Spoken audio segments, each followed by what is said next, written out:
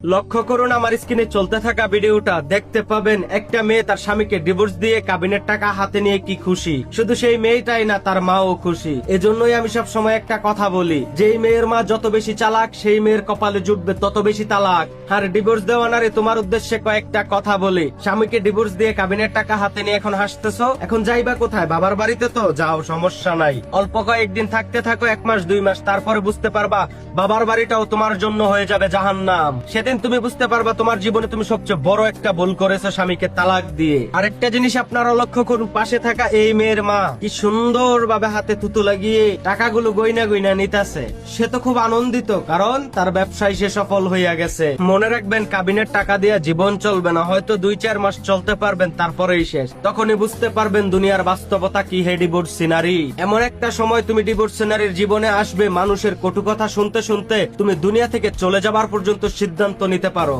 তোমরা তো ডিভোর্স করে নিলা, কাবিনের টাকাও পাইলা, মনে আনন্দও নিলা, কিন্তু ওই ছোট্ট বাচ্চাটার কথা কি একবার ভাবলা? তুমি অন্য জায়গায় বিয়ে করে স্বামী পাইবা, ওই লোকটা অন্য জায়গায় বিয়ে করে বউ পাবে, কিন্তু ছোট্ট বাচ্চাটার কি হবে? সে তো দুনিয়াতে বাপ মা থাকতেও এতিমের মতো বড় হইতে হইব।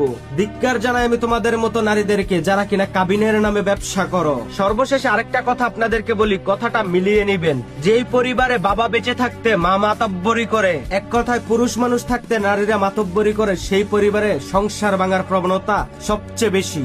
আরেকটা কথা বলি তোমার উদ্দেশ্যে, হে ডিভোর্সি নারী, দ্বিতীয়বার যদি এইরকম কাবিনের ব্যবসা করার চিন্তা করো, তার চেয়ে বেটার হবে কি জানো? কোনো ছেলের জীবন, কোনো পুরুষের জীবন নষ্ট না কইরা পতিতালয়ে গিয়া দেহ বেচো, তার চেয়ে বেশি টাকা কামাইতে পারবা। কারণ তোমাদের তো মানিজ্যতের কোনো পরোয়া নাই, তোমাদের দরকার টাকা, কাবিন। এক কথায় তোমাদের মতো নারীকেই বলা হয় নষ্ট নারী।